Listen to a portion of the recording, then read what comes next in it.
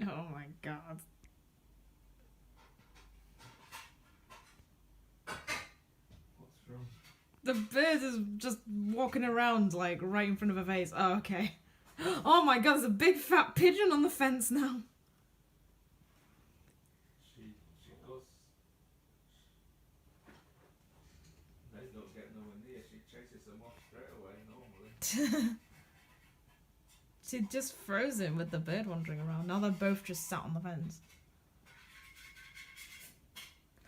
There's another pigeon! They're just sat on the lower bit of the fence. They can jump down but not up.